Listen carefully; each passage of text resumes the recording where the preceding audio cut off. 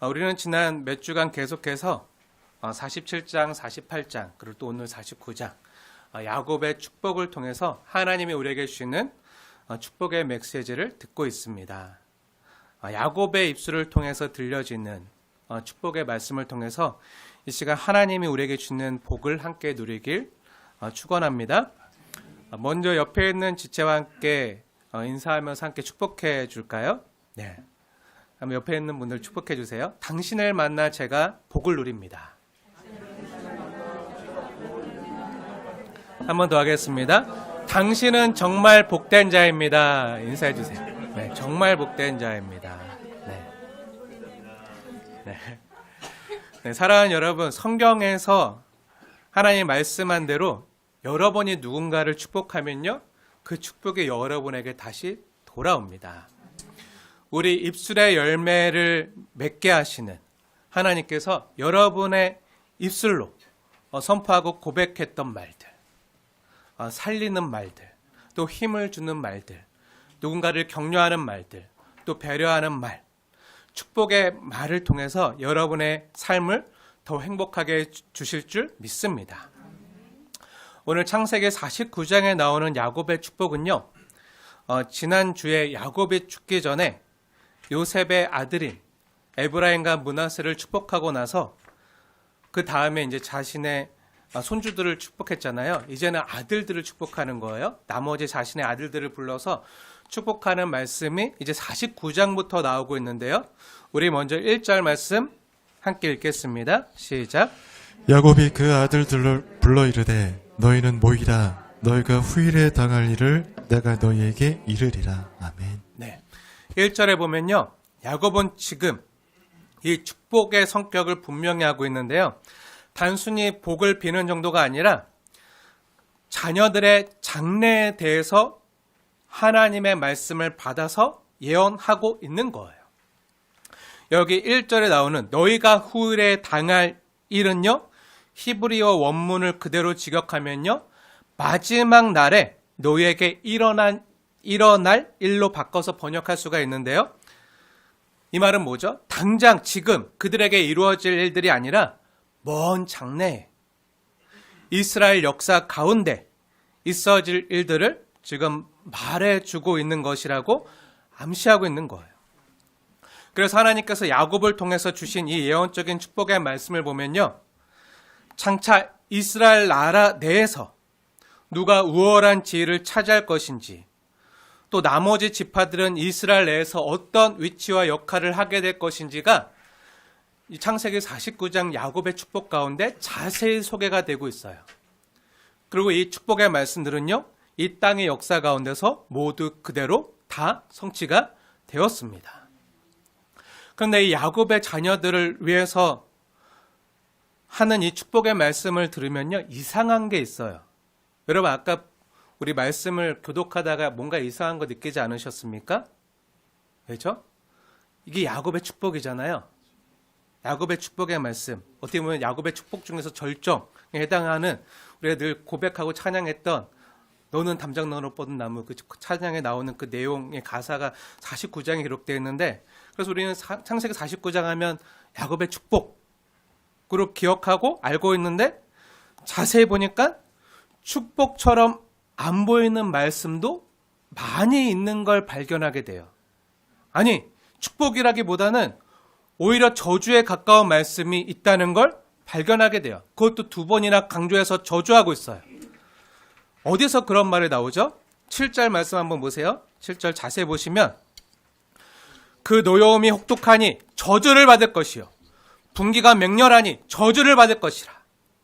내가 그들을 야곱 중에서 나누며 이스라엘 중에서 흩어리로다. 라고 지금 야곱이 말하고 있잖아요. 자식들을 향해서 2번이나 저주하고 있잖아요. 본문에만 봐도요, 저주를 받을 것이라고 분명히 말하고 있어요. 그러면 이건 누구를 향한 말들일까요? 네, 이스라엘 내에서도 그 야곱의 아들들인 그 대상이 5절에 나오는데요. 5절에 자세히 보세요. 누구죠? 저주를 받을 대상들이 누구죠? 네, 시므온과 레위예요. 그리고 그 시므온과 레위가 저주를 받는 그 이유가 6절에 나오고 있는데요. 왜죠? 그들이 분노대로 사람을 죽이고 혈기가 많기 때문이래요. 이것은 어떠한 사건을 떠올리게 하죠? 네. 여동생 디나가 세겜에 내려갔다가 강간을 당했을 때, 몸짓을 당했을 때 시므온과 레위가 어떻게 하죠?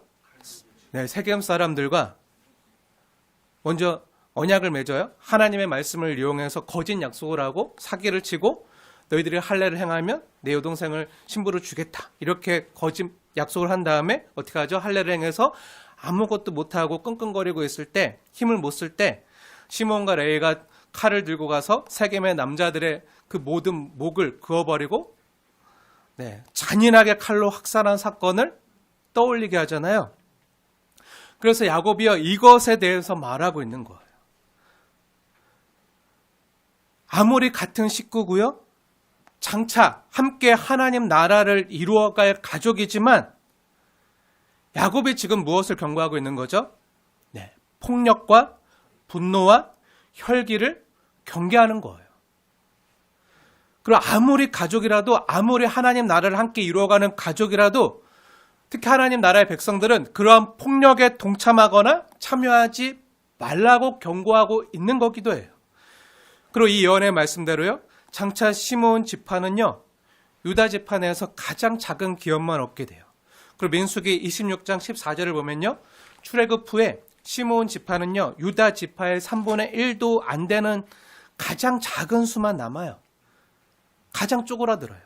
나중에 가나안 땅에 들어가서도, 약속의 땅에 들어가서도 유다 지파 안에 시므온 지파가 조금 남아있을 정도로 그 수가 쪼그라들어요. 레위 지파는 어떻게 되죠? 레위 지파는요, 땅을 분배받지 못하잖아요. 먹고 살 수 있는 그 땅을 분배받지 못하고 각기 다른 지파로 뿔뿔이, 오늘 야곱이 말한 대로 다 나누어지고 뿔뿔이 흩어지게 돼요. 그럼 야곱의 아들이 12명인데 레위가 땅을 분배받지 못하니까 그럼 누가 이 땅을 분배받게 되죠? 네, 요셉이 장자로서 두 몫을 분배받잖아요. 네. 그래서 요셉의 아들들이, 요셉 지파 안에 있는 에브라임 지파와 므낫세 지파가, 요셉의 아들들이 각각 땅을 하나씩 분배받아서 레위를 뺀 12지파가 땅을 다 분배받아요. 약속의 땅에 들어가서. 그래서 12지파가 돼요. 그리고 3절과 4절에 나오는 첫째 아들이었던 르우벤에 대한 축복의 내용을 보아도요, 얼핏 보면 축복 같지가 않아요. 축복 같아 보이지 않아요. 지금 야곱의 말이 뭐죠? 예전엔 탁월했지만 앞으로는 탁월하지 못할 거라는 거잖아요. 앞으로 이제 점점 추락하고 쪼그라들 거라는 거잖아요. 왜 이런 이야기를 하죠? 네, 르우벤이요, 아버지의 침상을 더럽혔기 때문이에요. 그 비라와 간통한 이야기를 지금 언급하고 있는 거예요. 그래서 장자권까지 잃어버렸잖아요. 어떻게 보면 르우벤과 시므온과 레위를 향한 이 야곱의 축복은요, 1절부터 7절까지 이 축복은요, 축복이 아니라 마치 책망과 저주같이 느껴지기도 해요. 그런데 성경은 이게 뭐라고 이야기하죠?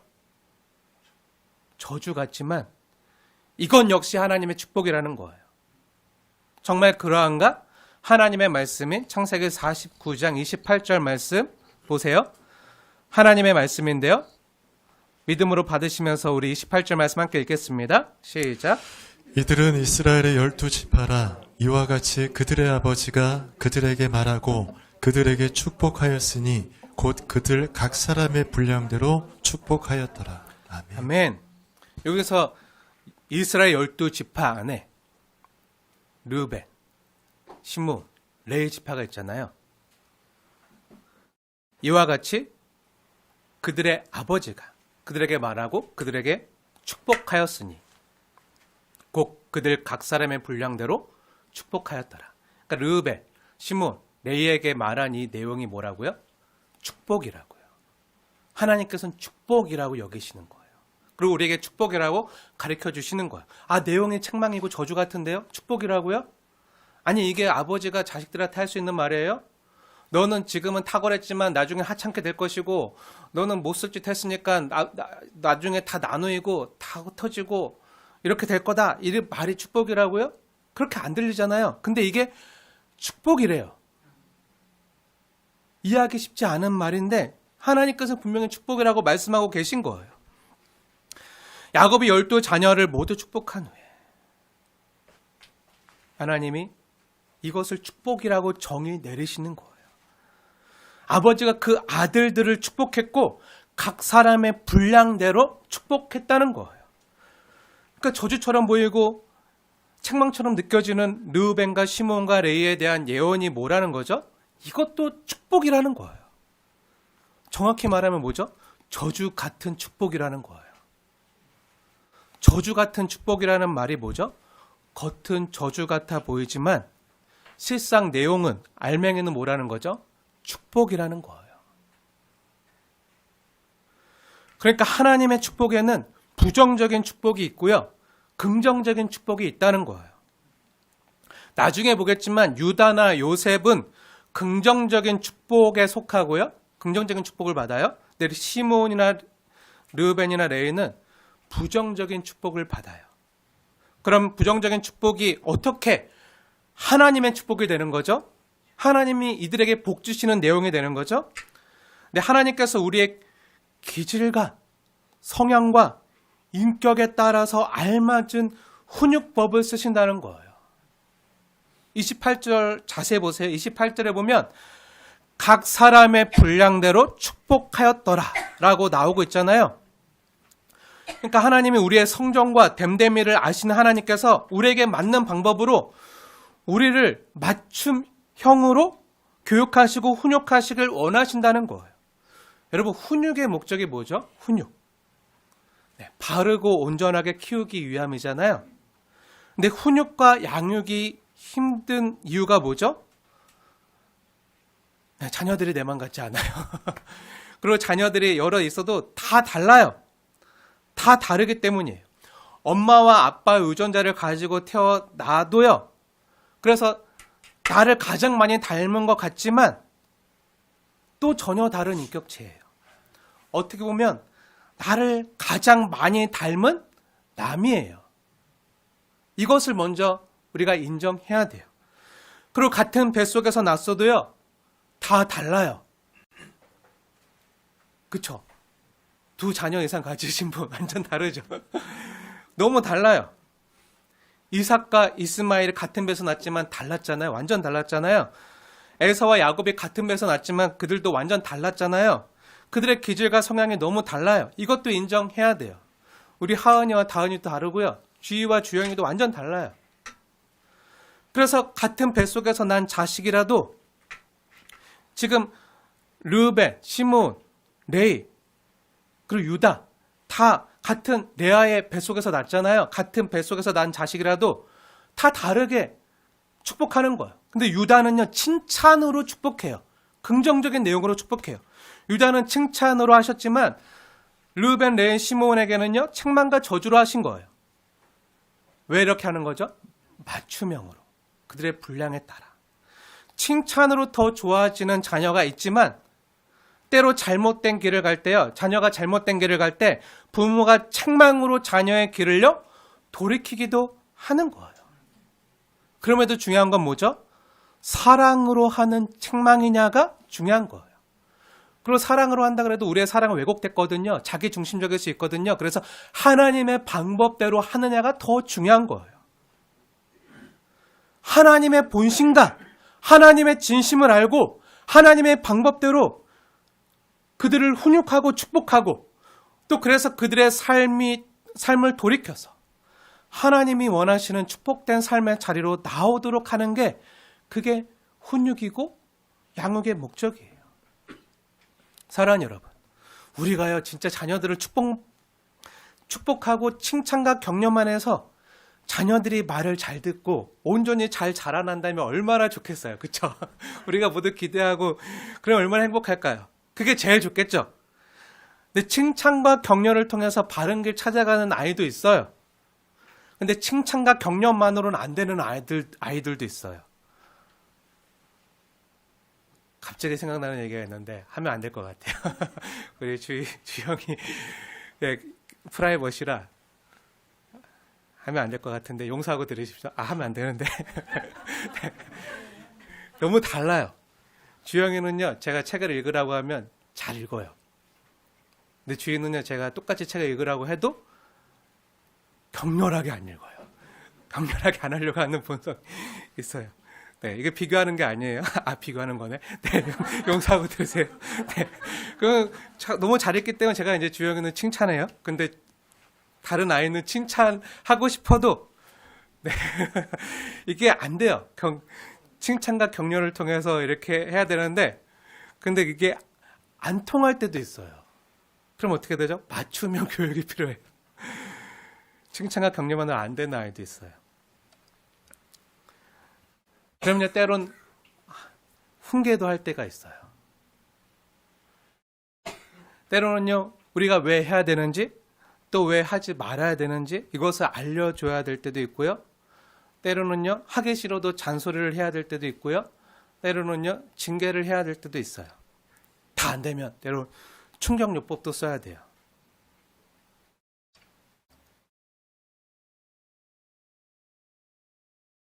왜죠? 포기할 수 없잖아요. 대체할 수 없잖아요. 너무 사랑하잖아요. 끝까지 같이 가야 되잖아요. 안 그러면 안 되잖아요. 야곱이요, 르우벤과 시몬과 레위에게 악감정이 있어서 그들을 저주하려고 어디 너희들 내 말 안 듣고 나중에 잘 되나 보자는 마음으로 지금 이렇게 말하는 건가요? 아니에요. 지난주에도 말씀드렸지만 그럼에도 여러분은요, 자녀들을요, 사랑하는 마음으로 진정성 있게 축복해야 돼요. 그게 하나님의 뜻이에요. 그럼 르우벤과 시몬과 레위에게 야곱이 이렇게 말한 이유가 뭐죠? 네, 하나님과 사람 앞에서 그러한 성품으로 계속 살다가는, 그러한 기질로 계속 살다가는 안 된다는 거예요. 그래서 고치라는 거예요. 자기 기질과 분노와 혈기대로 살면요, 하나님의 축복을 받을 수 없다고 지금 알려주는 거예요. 그리고 감정 조절하라는 거예요. 자기 기분 나쁘다고 그대로 분노를 다 표출하고 자기 성질대로 살면요, 하나님이 주시는 복을 누릴 수 없다는 거예요. 우선 우리가 분명히 해야 할 건요, 르우벤이나 시몬이나 레위가 책망을 받은 것은요, 우선은 가장 근본적인 이유는요, 철저히 그들의 죄악 때문이에요. 그들의 혈기와 분냄과 잔인함의 결과로 그들이 저주와 형벌을 받은 거예요. 하지만 아빠인 야곱은요, 르우벤과 시몬과 레위가 이렇게 죄된 본성을 간직한 채 살기 바라지 않는 거예요. 그래서 이러한 자식들의 마음을 돌이키게 하기 위한 충격요법으로요, 책망을 하는 거예요. 왜 책망했다고요? 르우벤과 시몬과 레위가 앞으로도 계속 저주스러운 인생을 살지 않기 위해서 그들이 축복된 자리로 나아갈 수 있도록 그들을 돌이키게 하기 위해서 책망했다고요. 이해가 되시나요? 이거는요, 부모의 입장에 있는 분들은 아마 잘 아실 거예요.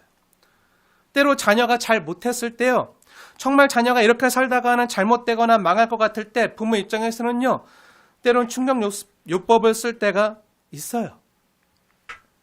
어떻게 충격요법 쓰죠? 제가 이런 얘기 많이 들었는데, 실제로 제가 집사님께도 직접 들었어요.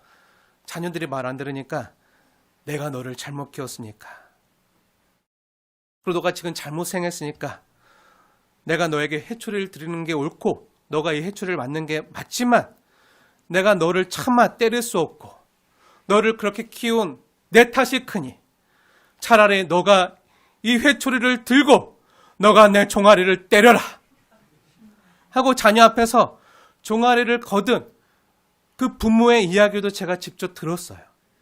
이게 뭐죠? 충격요법이에요. 우리가 때로 너무 자녀들이 말 안 들으면 나가! 하잖아요. 근데 너가 나가면 힘들 것 같고 차라리 내가 나갈게 하고 할 때도 있잖아요. 그럼에도 정신 못 차리고 부모 종아리 때리고 계속 고집 부린다면 정말 저주스러운 인생을 살 수밖에 없지만,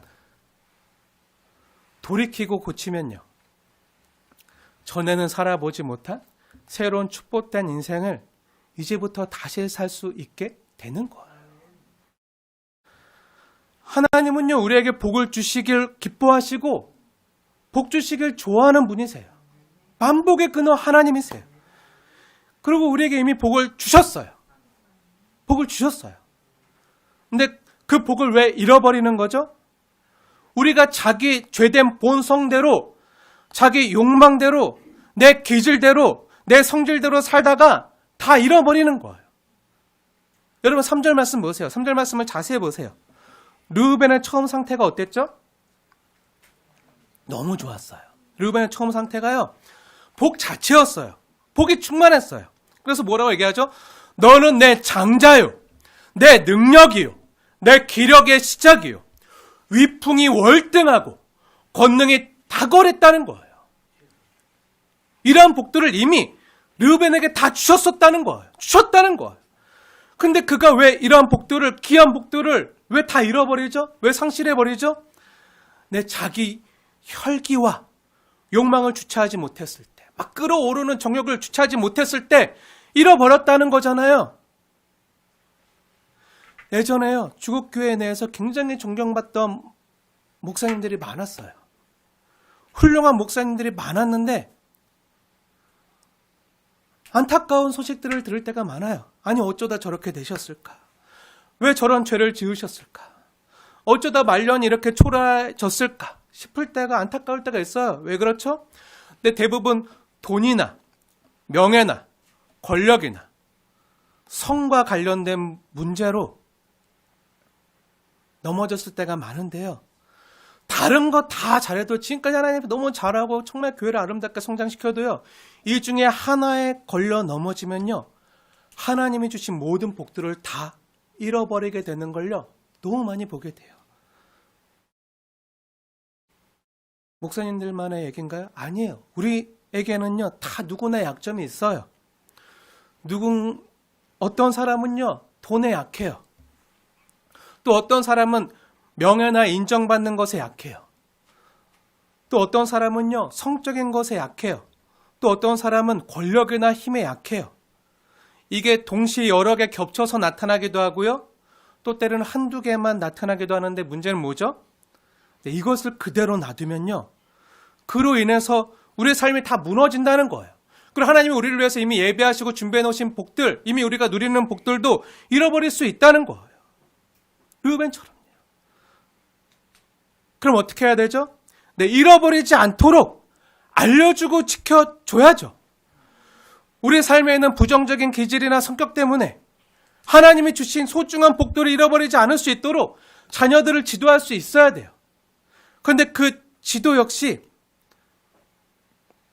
감정적으로 내 혈기와 분노로 하면 안 돼요. 감정적으로 나도 격해져서 지도하는 게 아니라 야곱처럼 축복의 말로 지도할 수 있어야 돼요. 하나님의 마음과 본심을 깨닫고 하나님의 마음을 품고 정말 자녀들이 잘 되길 원하는 마음으로 하나님의 방법대로 축복할 수 있어야 돼. 이게 축복이라고요. 그래서 하나님이 축복이라고 정의 내리시는 거예요. 하나님 우리를 때로 책망하시고 징계하시는 이유가 뭐죠? 내가 미워서 나를 망하게 하려고 그러시는 건가요? 아니에요. 결코 아니에요. 너는 내 사랑하는 아들이다. 너는 내 사랑하는 내 딸이다. 내가 너를 축복한다. 나는 너를 보기만 해도 좋다. 정말 눈에 넣어도 아프지 않고 너를 위해서 내 생명을 주어도 아깝지 않다. 내가 너를 잠잠히 사랑하며 너로 인하여 기쁨을 이기지 못하겠다. 그런데 너에게 부족한 부분이 보이는구나. 죄가 보이는구나. 이거 가지고는 안 되는데 내가 너를 온전케 하겠다. 내가 너를 구원해내겠다. 내가 너를 고쳐주겠다. 너는 내 사랑하는 아들이다. 너는 내 사랑하는 딸이다. 그래서 나는 너를 포기할 수 없다. 너를 대체할 자가 없다. 그래서 난 너와 끝까지 함께 하겠다. 이런 마음으로요. 때로는 주님이 아프지만 책망하시고 징계하실 때가 있어요. 왜 이렇게 하시는 거죠? 하나님이 우리를 정말 하나님의 아들과 딸로 대우하시는 거죠. 그것도 진짜 사랑스러운 자녀로, 찐 자녀로 대우하시는 거예요. 이 말씀이 어디 나오죠? 성경에 나와요. 하나님의 말씀이에요. 히브리서 한번 보세요. 히브리서 12장 말씀 찾아서 우리 함께 보겠습니다. 우선 신약성경 히브리서 12장 5절 말씀 찾아서 함께 읽겠습니다.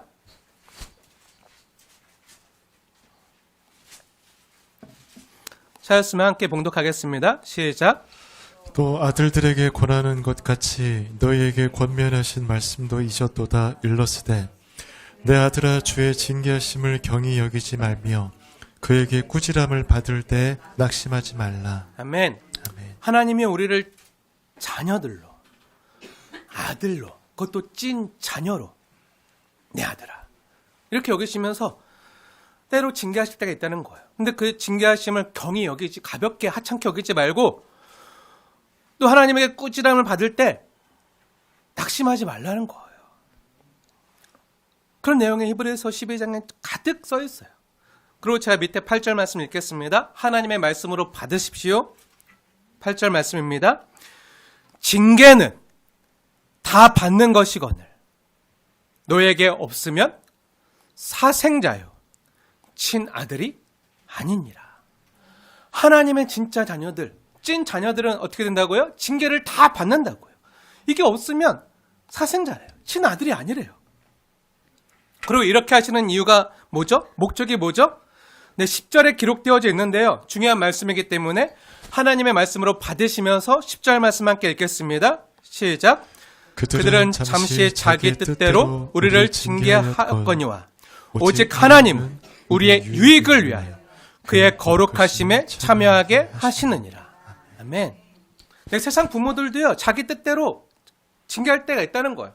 하지만 우리 하나님은 다르다는 거예요. 우리 하나님은요, 어떻게 해요? 오직 우리의 유익을 위하여, 자녀들의 유익을 위해서, 자녀들을 온전케 하고 구비시키고 정말 자녀들이 잘 되길 위해서, 또 하나님의 거룩함에 참여하기 위해서 징계하신대요. 그러니까 하나님께서 우리를 친아들, 친딸처럼 여기기 때문에 때론 징계 같은 말로 우리를 온전케 만들어 가신다는 거잖아요. 이유가 뭐죠? 10절에 보니까 우리의 유익을 위해서, 저와 여러분의 유익을 위해서, 여러분이 잘 되게 하기 위해서, 하나님이 아프지만 이렇게 하신다는 거예요. 그리고 목적은요, 하나님의 거룩하심에 참여하는 자가 되기 위해서. 왜죠? 하나님과 사랑을 누리기, 하나님과 사랑의 교제를 나누기 위해서, 거룩하신 하나님과 아버지와 자녀의 정말 긴밀한 친밀한 사랑을 누릴 수 있도록. 그러니까 야곱이요, 지금 루벤과 시몬과 레에게 하는 이 말씀들 역시 어떤 의도에서 하는 거라는 거죠? 근데 그들의 유익을 위해서 축복의 말로 주고 있다는 거예요. 징계나 책망과도 같은 말씀이요, 그들에게는 사실 진짜 축복의 말이라는 거예요. 그들을 살리는 말이라는 거예요. 사랑하는 여러분, 때로 하나님의 말씀을 들을 때 아플 수 있어요. 때로 하나님께서 사람을 통해서 나에게 말씀할 때요, 그게 듣기 싫을 때 있어요. 마음이 꺾이고 분노가 날 때 있어요. 혈기가 끓어오를 때 있어요. 근데 들어야 된다는 거예요. 그게 나를 살리는 하나님이 말씀이라는 거예요. 나를 유익하게 하기 위해서, 나를 잘되게 하기 위해서 그렇게 아프지만 하게끔 하시는 이야기라는 거예요. 저는 늘 기도해요. 말씀이 올라오기 전에, 또 말씀을 준비하면서. 이 말씀이요, 저뿐 아니라 여러분들이 하나님의 말씀을 들을 때요, 무신경하고 무감각하게 듣거나 아니면 가려운 곳을 긁어주는 말씀으로 들려지지 않게 해달라고 기도해요. 사람의 말이 아니라 때로 아픈 말씀으로, 또 마음에 찔림이 오는 말씀으로, 그렇게 두려운 하나님의 말씀으로 받게 해달라고 기도해요. 아니요, 먼저는요, 제가 그렇게 하나님의 말씀을 듣게 해달라고, 제가 그 하나님의 말씀을 먼저 받게 해달라고, 그래서 그 하나님의 말씀 앞에서 꼬꾸라지고 통회하고 자복하게 해달라고 기도해요. 그러면서 준비해요. 그리고 그런 마음으로 전해요. 그래서 말씀을 전할 때마다요, 두렵고요, 떨리는 마음으로 서게 돼요. 때로 우리는요, 어미로우신 하나님의 준엄한 말씀을 들을 수 있어야 돼요. 왜냐면요, 그 말씀만이 우리를 살리고요, 또 그 말씀에 우리를 진정 위하시는, 또 우리를 유익하게 하시려는 하나님의 사랑의 마음이요, 진하게 배어있는 하나님의 표현이거든요.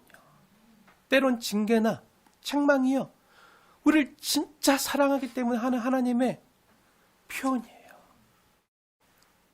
그래서 우리가 하나님의 준엄한 책망의 말씀을 들었을 때요, 그 말씀을 듣고 두려워하면서 어찌할꼬 하나님, 내가 이런 죄를 졌는데 정말 하나님 앞에서 정말 부인할 수 없는, 정말 빼박 나의 모든 내 본성이, 내 말이, 내 행동이, 내 모든 삶이 내가 죄인임을 증거하고 있는데 하나님, 이 죄로부터 나를 건져낼게 구원할 자가 없습니다. 내 스스로 안 됩니다. 어찌할꼬 하면서 회개하고요, 자복하고요, 통회하고요, 눈물을 흘리고, 그렇게 마음을 새롭게 하고 하나님의 말씀을 듣고 깨닫고 내 삶을, 행동을 변화시키면요, 그 하나님의 말씀이요, 여러분을 아프게 한, 여러분의 심장을 찔렀던, 마음을 찔렀던 그 말씀이요, 저와 여러분에게 축복이 돼요. 저와 여러분을 살리게 돼요. 그리고 그 다음에 더 복되게 하고요, 더 건강하게 하고요, 더 강건하게 하고요, 더 활력 있게 하고요, 여러분은 주님의 일꾼뿐만 아니라 주님의 군사로 우리를 만들어가는 거예요. 우리의 삶을 변화시키는 참으로 능력 있는 하나님의 말씀이 되는 거예요. 운동력 있는 하나님의 말씀이 되는 거예요. 근데 같은 준엄한 하나님의 말씀을 듣고도요, 그거 나한테 하는 말 아닌데, 그거 김집사에게 하는 말인데, 오늘 김집사가 안 왔어, 김집사가 이걸 들어야 되는데 하고 무신경하게 여기거나, 나한테 하는 말이네? 나한테 무슨 악감정 있나? 오늘 말씀으로 나를 까네? 하고 기분 나빠하거나 분노하면,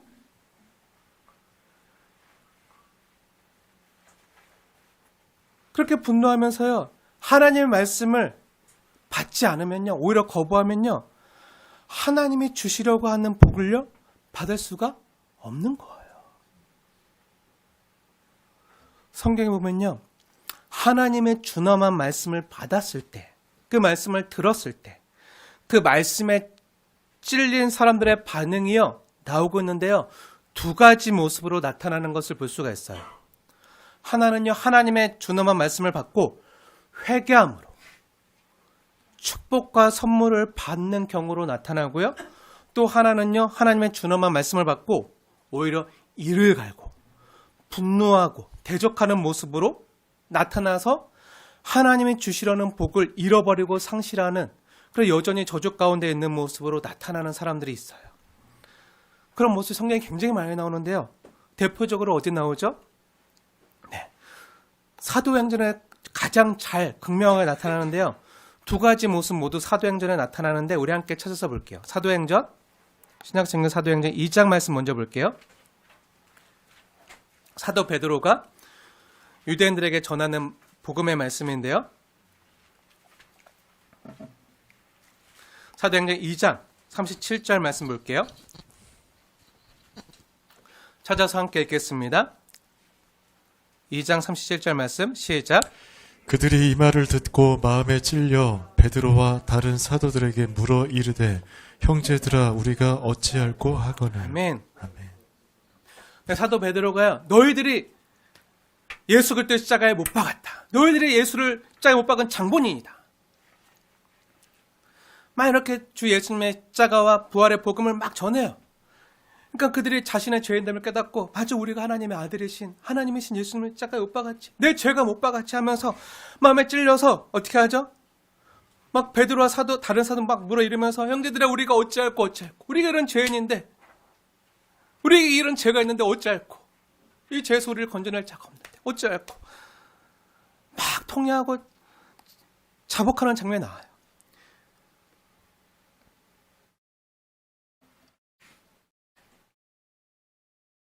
하나님이 사도 베드로를 통해 주는 복음의 말씀을 듣고요, 이들이 어떻게 반응하죠?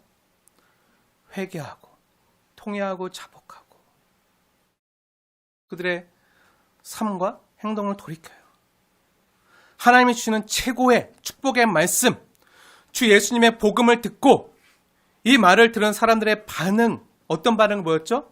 네, 마음의 찔림을 받아요. 마음에 찔려서 이 말씀이 후배 파고 들어와서 우리가 어찌할까 하는 반응을 보이는 거예요.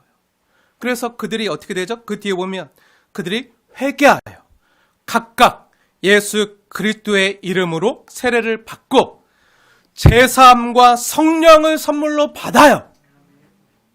그리고 밑에 보니까 41절 보니까 그 말을 받고 그날 세례를 받은 사람만 3,000명이 넘었어요. 다음으로 사도행전 7장 54절 말씀을 볼게요. 함께 읽겠습니다. 7장 54절. 그들이 함께 읽겠습니다. 시작. 그들이 이 말을 듣고 마음에 찔려 그를 향하여 이를 갈거늘. 네. 이 사도행전 7장 말씀 역시 하나님께서 스데반 집사를 통해서 주 예수님의 십자가와 부활의 복음을 동일하게 전했어요. 사도 베드로가 전했던 복음의 내용과 다르지 않아요.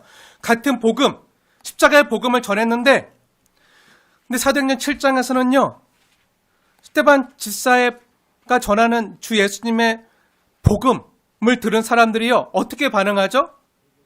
전혀 다르게 반응해요. 어떻게 다르죠? 네, 이 하나님 말씀을 듣고 복음을 듣고 마음에 찔린 것까진 사도행전 2장과 똑같아요. 그쵸? 똑같이 마음에 찔려요. 이 말을 듣고 마음에 찔려요. 그런데 마음에 찔려서 어떻게 반응하죠? 그 뒤에 회개하고 예수를 믿고 성령을 선물로 받나요? 아니에요. 어떻게 하죠? 네. 복음을 전한 자를 향해서 이를 갈고 그를 돌로 쳐서 죽이려고. 아니, 죽였어요. 그들의 기질과 혈기대로 분노해서 나타내는 거예요.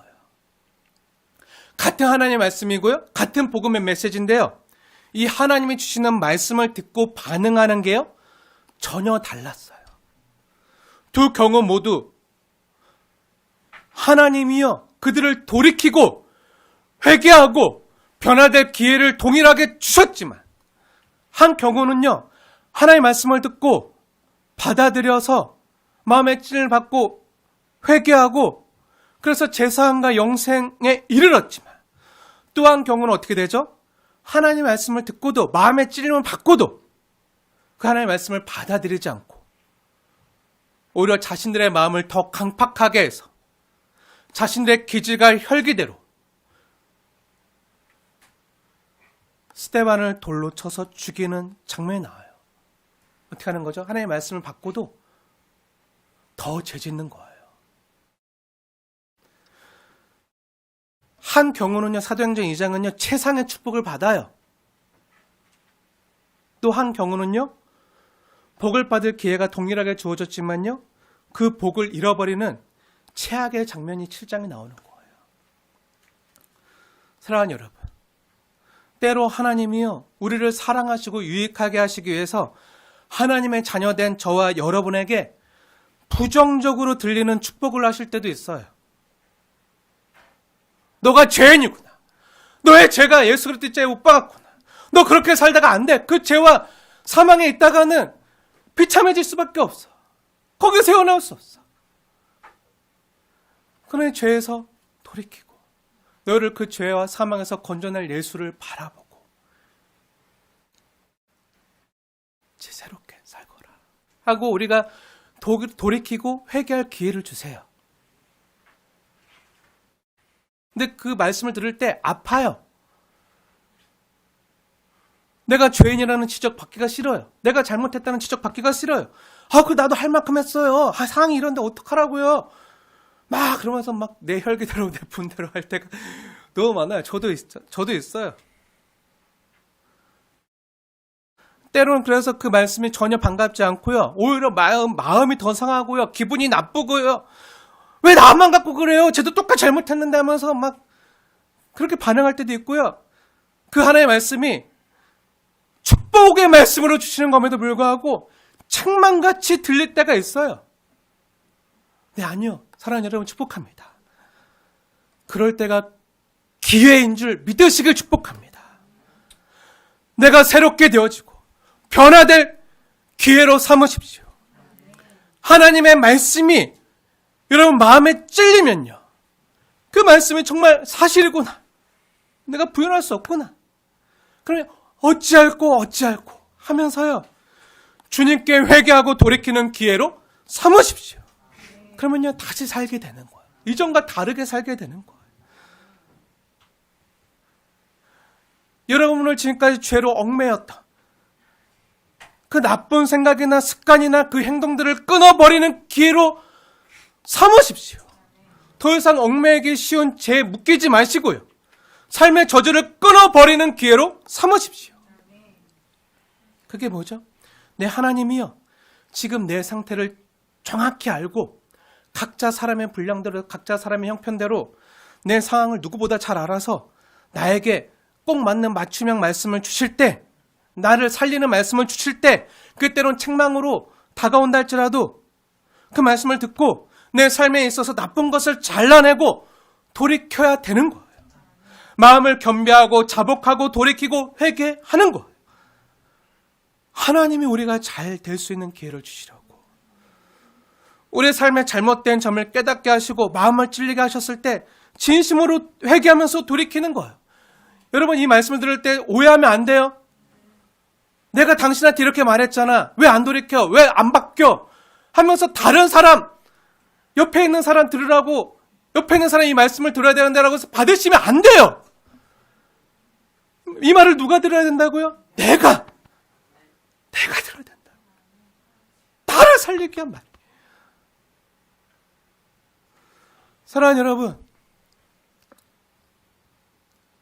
제가 여러 번 말씀드렸지만요. 목회자에게 있어서 최고의 저주가 뭔지 아십니까? 하나님의 뜻과 반대로 가고 잘못된 방법으로 목회를 해도 목회가 잘 되고 성공할 때에도 하나님이 아무런 책망도 안 하시고 그냥 잘 되도록 내버려 두시는 게 목회자에게 있어서 최고의 저주예요. 그럼 축복이 뭐죠? 네, 그 목회자가 잘못했을 때 하나님이 깨닫게 하시려고 안 되게 하시고 잘못을 드러내게 하시고 그로 인해서 돌이키게 하시는 게요. 진짜 축복이에요. 그 목회자만 그런가요? 아니에요. 성도 역시 마찬가지예요. 성도 역시 마찬가지예요. 구약 성경에 보면요. 하나님께서 하나님의 자녀된 백성들에게, 이스라엘 사람들에게 매번 선지자들을 보내서 뭘 선포하게 하시죠? 너희들이 이렇게 하다가 망해! 하나님이 심판하실 거야! 하고 그들에게 저주와 심판을 선언해요. 너희가 마음을 돌이키고 하나님께로 돌아와라. 우상을 버리고 하나님께로 돌아와라. 마음을 겸비하고 아버지께로 돌아와라. 그러지 않으면 성전이 무너지고 나라가 망하고 너에게 심판과 재앙이 임하리라. 너희가 노예로 끌려가리라. 하고 하나님 늘 말씀하세요. 이렇게 말하는 하나님의 본심이 뭐죠? 진짜 망하게 하시려고요? 아니죠. 하나님은요, 자신의 사랑하는 자녀들이요, 저주스러운 삶을 살길 원치 않으시는 거예요. 진짜 저주가 뭐죠? 사랑하는 아버지 품을 떠나서 우리 심령을 노략질하는 사탄 마귀 밑에서 노예로 사는 게 진짜 저주예요. 돈과 권력의 노예로 사는 게 진짜 저주예요. 그래서 하나님은요, 자신의 사랑하는 자녀들이 그런 비참한 상태에서 빠져 있는 것을 두고 볼 수가 없으셔서 너희들 그렇게 살면 비참해지니 제발 돌이켜라. 마음을 돌이키고 회개하여 주께로 돌아오라고 외치는 거예요. 이것이 계속 반복되고 있어요.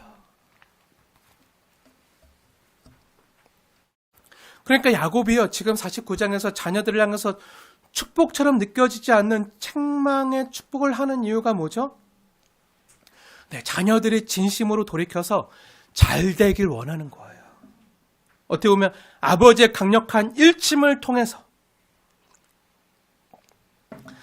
정말 사랑하는 그 자녀들이 저주의 자리에 계속 머물러 있지 않도록, 그 저주의 자리를 마주하지 않도록 하시는 정말 자녀를 찐으로 사랑하는 아버지의 사랑에 배려라고 말할 수 있는 거예요. 만약 진짜 르우벤이나 시므온이나 레위가 잘못 생겨서 잘못되길 원하셨으면, 정말 잘못돼서 벌받고 그거 망하길 원했으면요, 저주를 예언할 필요가 없죠. 경고할 필요가 없죠. 그냥 바로 형벌을 주시면 되죠. 바로 벌하면 되죠. 바로 저주와 형벌을 집행하면 되는 거예요. 하지만 왜 르우벤과 시몬과 레위에게 저주 같은 축복의 메시지가 주어진 거죠? 정말 못난 자식이라도 그 못난 자식들을 사랑하는 아버지가요, 그들이 그 잘못된 길에서 돌아와서 마음을 돌이켜서 새롭게 되길 원했던 거예요. 그럼 그 책망과 저주 같은 축복이요, 어떻게 진행되는지 우리 함께 볼게요. 창세기 49장에 두 번이나 저주를 받은 레위와 시몬이 어떻게 되죠? 야곱의 축복과 예언대로요, 하나님께서 레위와 시몬을요, 이스라엘 지파에서 흩으세요. 그래서 자신들의 번듯한 영토를요, 그들은요, 제대로 갖지 못해요. 그리고 하나님께서 놀라운 반전을 펼치시는데요, 어떻게 하시죠?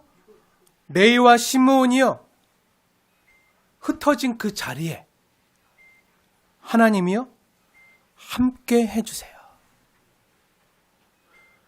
하나님의 예언의 말씀대로, 야곱의 축복대로 그들이 나누어지고 흩어지지만, 흩어진 그 자리에요, 하나님이 그들과 함께 해주세요. 그것이 여호수아서에 잘 나타나 있는데요, 여호수아서 19장 1절 본문에 나타나 있는데 한번 보세요. 뒤로 넘겨 여호수아서 한번 보세요. 여호수아 19장 1절 말씀 찾아서 함께 읽겠습니다. 시므온 지파에 대한 내용인데요, 19장 1절 말씀 함께 읽겠습니다. 시작. 둘째로 시므온 곧 시므온 자손의 지파를 위하여 그들의 가족대로 제비를 뽑았으니 그들의 기업은 유다 자손의 기업 중에서라. 아멘. 시므온이요, 어떻게 되죠?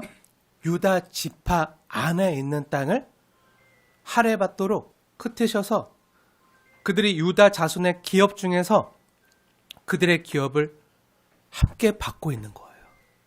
9절도 보세요. 밑에 9절. 유다 자손의 기업을요, 누가 받고 있다고요? 시므온 지파가 기업으로 받고 있다고요. 여러분, 유다 지파는 여러분 다 아시듯이 또 다음 주에 얘기하겠지만, 유다 지파는요, 나중에 이스라엘 지파 중에서 왕이 나오는 지파예요. 유다 지파에서 다윗 왕이 나오잖아요. 그리고 거기서 어떻게 되죠? 궁극적으로 메시아 되시는 평강의 왕이신 예수님이 오시는 거예요. 구원자가 오시는 거예요. 그 기업의, 그 유다 지파의 기업을요, 시므온 지파도 함께 분배받도록 하신 거예요. 어떻게 보면 쪼그라든 것 같지만 아니요, 더 큰 복을 받게 하시는 거예요. 그럼 레위 지파는 어떻게 되죠? 레위 지파도요, 다 흩으셨잖아요. 흩어졌지만 하나님이 레위 지파가 흩어진 자리에서 함께 해주셔서 모든 지파들이요, 레위 지파를 통해서 하나님께 예배하며 나아갈 수 있는 축복의 사람들, 제사장 지파가 된 거예요. 각 지파들의 축복의 통로가요, 레위 지파가 된 거예요. 레위 지파가 흩어져서 각각의 도성에서 흩어져서 살게 되었는데요, 성경을 자세히 보신 분들은 알겠지만, 우리가 지난번에 여호수아서 강의를 했잖아요. 그 강의를 잘 들어보신 분들은 알겠지만, 레위 지파는요, 하나님의 말씀으로 각 지파들을 섬기기 위해서 무려 48개의 성읍들에 흩어져서 그곳에 정착해서 그들 중에서 예배를 수종드는 자들로, 그래서 위로는 하나님을 사랑하고 그렇게 예배하고, 옆으로는 다른 지파들을 사랑하며 그들이 하나님 앞으로 나아갈 수 있는, 하나님과 사람을 연결할 수 있는 그런 제사장 지파로서 구별되는 놀라운 축복을 레위 지파가 받는 거예요. 그런 레위 지파가 받은 기업은 뭐죠?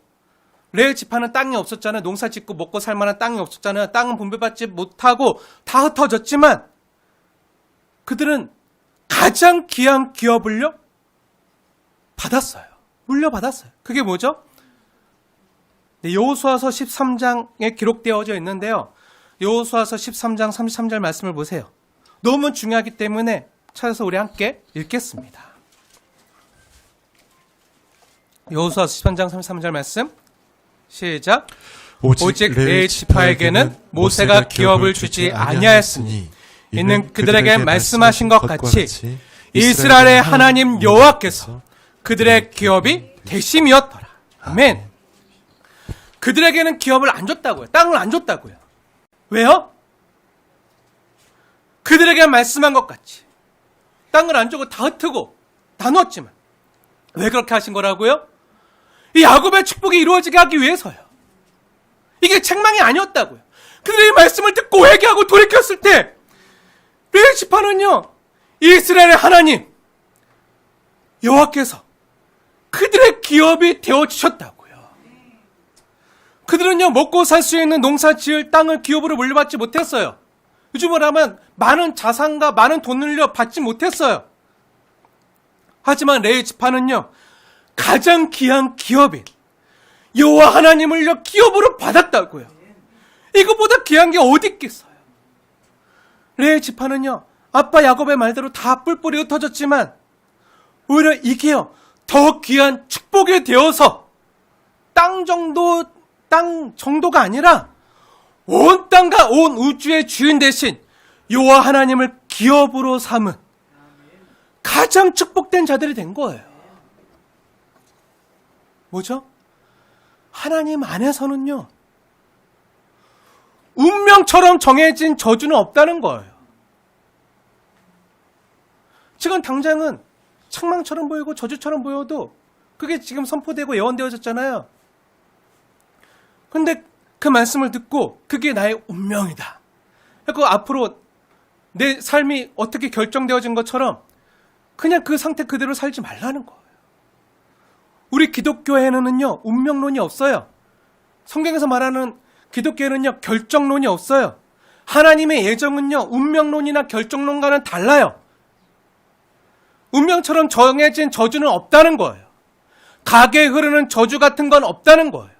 예전에 주국교회 내에서요, 가게에 흐르는 저주를 끊어라 라는 정말 이단 소설 같은 책이요, 데이트를 친 적이 있어요. 아마 읽어보신 분들도 많을 텐데 그 책으로 인해서 많은 분들이요, 미혹을 당하고요, 영적으로 힘들어해서 저 역시 양무리를 바른 길로 이끌어가기 위해서 잘못된 내용을 분별하기 위해서 한번 다 읽어봤는데요, 그 내용에는 성경적인 메시지보다 그 책 전반에 흐르는 것이요, 운명론이나 샤머니즘이 가득 배어있는 미신적인 이야기를 성경의 구절을 끌어다가 성경의 구절을 이용해서 마치 이것이 성경의 놀라운 법칙인 양 쓴 내용을 보고요, 경악을 금치 못했던 적이 있었어요.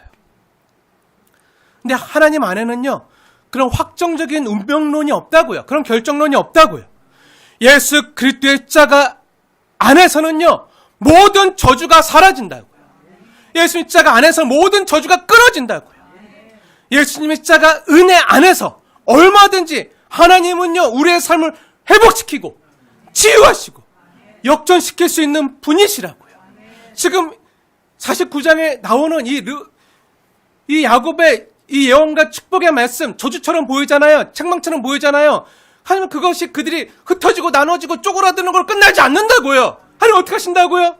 그들이 그 말씀을 듣고 회개하고 통회하고 자복하고 주께로 돌아왔을 때, 마음을 겸비하고 아버지 얼굴을 구했을 때 하나님 가장 축복된 자리로 그들을 이끄셨다고요.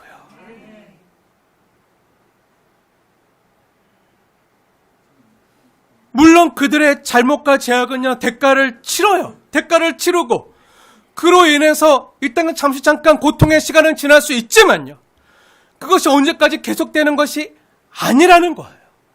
시몬과 레위 지파처럼 회개하고 돌이키면요, 얼마든지 회복되어서 더한 축복의 자리로 우리가 나갈 수 있다는 거예요. 그래서 우리의 죄와 연약함과 상처까지요, 하나님은 사용하셔서, 아니 합력하여 선을 이루어 가시는 분이요, 우리의 좋으신 하나님이시라는 거예요. 레위 지파가 흩어지고 나눠지지 않았으면 어떻게 하나님을 기업으로 삼은 제사장 지파가 될 수 있겠어요? 근데 하나님은 이것까지 사용하셨어요. 가장 좋은 길을 우리에게 예배해 주시고 인도해 주시는 선한 목자가 되신다는 거예요. 우리 아버지가 되신다는 거예요. 자녀를 위해서 가장 좋은 길을 예배하신다는 거예요. 말씀을 맺겠습니다. 하나님은요, 저와 여러분 한 사람 한 사람을요, 진심으로 사랑하세요. 때로 우리 자녀들의 모습을 보시며 아파하시고, 그래서 자녀가 잘 자라고 회초리를 드실 때도 있지만, 그럼 그때가 기회예요. 혹시 하나님의 말씀으로 마음의 찔림을 받아서 내가 당장 오늘 끊어야 되는 죄와 죄된 습관과 행동들이 있다면요, 돌이키세요. 회개하세요.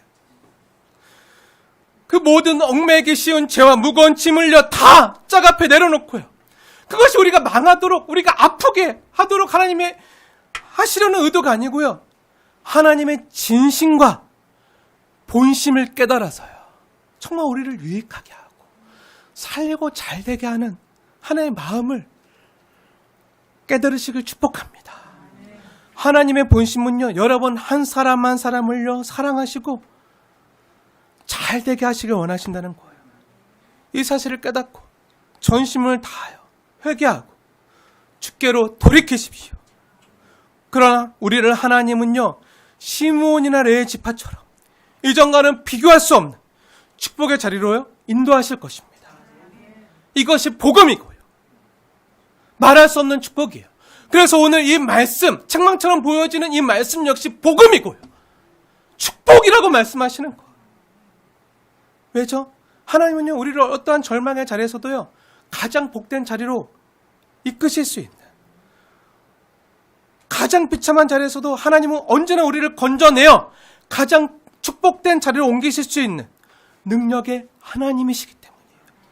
죄와 사망의 자리에서 생명과 성령의 자리로 옮기실 수 있는 그런 전능하신 하나님이세요.